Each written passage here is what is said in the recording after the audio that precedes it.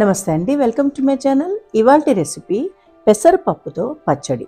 So జనరల్గా మనకి చాలా వెరైటీస్ ఆఫ్ పచ్చళ్ళు మనకి మధ్యాహ్నం లంచ్లో కానీ లేదంటే డిన్నర్లో కూడా కొంతమందికి అలవాటు ఉంటుంది. సో ఇన్స్టెంట్గా రోటి పచ్చడి అని కూడా అంటాం కదా, అలా చేసుకుని తింటూ ఉంటాం అనమాట. సో నిల్వ పచ్చళ్ళలో మనకి చాలానే ఉంటాయి. టమాటా పచ్చడని, ఆవకాయలని, ఇలాగ చాలా ఉంటాయి. సో అది కాకుండా కూడా మనం రెగ్యులర్గా కూడా మనం రోటి పచ్చళ్ళనే అవి చేసుకుంటూ ఉంటాం అనమాట. సో అలాంటి వాటిల్లో చేసుకునేది పెసరపప్పు పచ్చడి. సో పెసరపప్పు నేను ఒక 1 కప్ తీసుకున్నాను. 100 గ్రామ్స్ పప్పు నేను తీసుకున్నాను. ఇది ఏంటంటే నేను ఒక బౌల్లో వేసుకుని నేను ఒక 1 అవర్ నానబెట్టేసుకున్నాను అనమాట.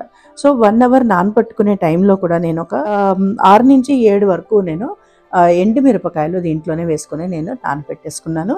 సో ఇప్పుడు పచ్చడి ఎలా చేయాలో అంటే దీనికి ఏంటంటే మనకి స్టవ్తో అస్సలు పని లేదు, పోపు పెట్టవలసిన పని కూడా లేదనమాట. ఇది ఒక పెసరపప్పు, ఎండుమిరపకాయలు నానబెట్టేసుకుని ఆ తర్వాత మిగిలిన ఇంగ్రీడియంట్స్ కొంచెం కొంచెం వేసుకుంటూ మనం గ్రైండ్ చేసుకుని పెట్టుకుని వేడివేడి అన్నంలో మనం నెయ్యి వేసుకుని కలుపుకొని తింటే చాలా బాగుంటుంది. ఇది మీరు తప్పకుండా ట్రై చేసి అయితే చూడొచ్చు అనమాట. సో ఇది మనం రెగ్యులర్గా చేసుకునే వంటల్లో కూడా ఇది ఒకటి. సో దీంతోపాటు మీరు సైడ్ డిష్ మనకి పులుసులని ఇవన్నీ చాలా పెట్టుకుంటూ ఉంటాం. సో ఉల్లిపాయ పులుసు కూడా చాలా బాగుంటుంది. లేదంటే మజ్జిగ పులుసు, మెంతి మజ్జిగ అంటాం, పల్చగా ఉంటుంది, అది కూడా చాలా బాగుంటుంది. అలాగా చాలా వెరైటీస్ ఉన్నాయన్నమాట. సో వంకాయ పచ్చి పులుసు అని కూడా ఉంటుంది, చాలా బాగుంటుంది. సో ఇప్పుడు రెసిపీ ఎలా చేయాలో నేను మీకు ఇప్పుడు చేసి చూపిస్తాను.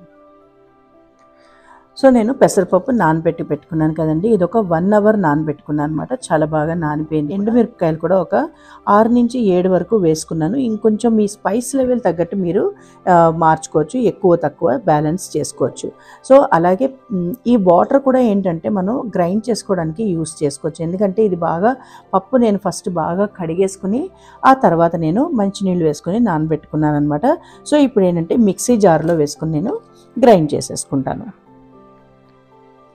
సో ఇలాగా చిన్న మిక్సీ జార్ తీసుకుని దీంట్లోనే ఎండుమిరపకాయలు,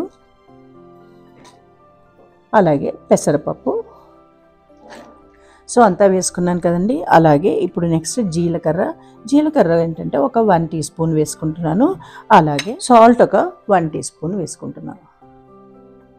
సాల్ట్ ఒకటి ఏంటంటే మీరు చట్నీ అయిన తర్వాత, పచ్చడి అయిపోయిన తర్వాత మీరు ఒకసారి కావాలంటే చెక్ చేసుకుని యాడ్ చేసుకోవచ్చు. 1 టీ స్పూన్ వేసుకున్నాను.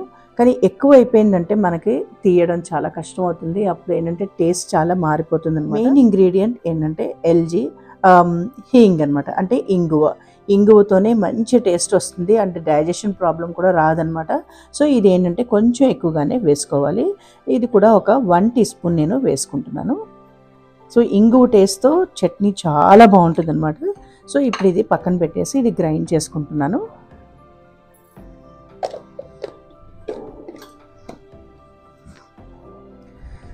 సో పచ్చడి రెడీ అయిపోయిందండి, చాలా ఫాస్ట్గా అయిపోతుంది అనమాట. ఇప్పుడు ఏంటంటే వేరే బౌల్లో నేను ట్రాన్స్ఫర్ చేసుకుంటున్నాను. పచ్చడి గ్రైండ్ చేస్తున్నప్పుడు మాత్రం ఒక 2 టేబుల్ స్పూన్స్ వరకే వాటర్ ఇది వేసాను. సో ఆ ఫ్లేవర్ వస్తుందని చెప్పి ఆ వాటరే ఉంచి వేసుకున్నాను అనమాట. సో ఇప్పుడు ఏంటంటే ఇది పక్కన పెట్టేసి ఇది నేను ఇప్పుడు ఈ బౌల్లో నేను ట్రాన్స్ఫర్ చేసుకుంటాను.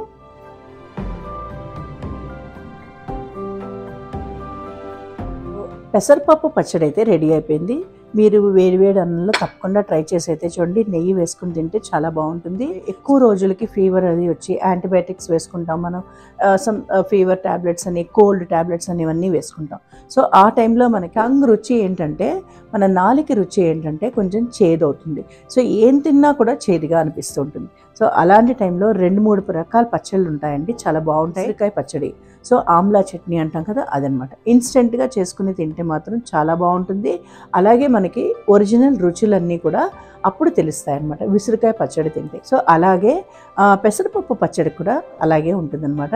సో పెసరపప్పు పచ్చడి మీరు ఫీవర్ వచ్చిన తర్వాత ట్యాబ్లెట్స్ అన్నీ వేసుకుని అలాంటి టైంలో కూడా మీరు వేడివేడి అన్నంలో తిన్నారంటే మీకు కూడా చాలా ఈజీగానే ఉంటుంది, డైజెషన్కి కూడా ఈజీగా ఉంటుంది. ఎందుకంటే మనం దాంట్లో ఇంగువ వేసాం. ఇంగువ వలన మనకి డైజెషన్ ప్రాబ్లమ్స్ లేకుండా ఉంటాయి. అలాగే రుచి కూడా ఈజీగా తెలుస్తుందన్నమాట. సో మీరు ఈ రెసిపీని మీరు తప్పకుండా ట్రై చేస్తారని అనుకుంటున్నాను. సో నేను చేసిన రెసిపీ పెసరపప్పు పచ్చడి మీరు తప్పకుండా ట్రై చేసి నా రెసిపీ కానీ మీకు నచ్చినట్లయితే లైక్ చేయండి, షేర్ చేయండి అండ్ కమెంట్స్లో చెప్పండి ఎలా ఉందో నా రెసిపీ పెసరపప్పు పచ్చడి. అలాగే please subscribe my channel Padmaja's cooking recipes.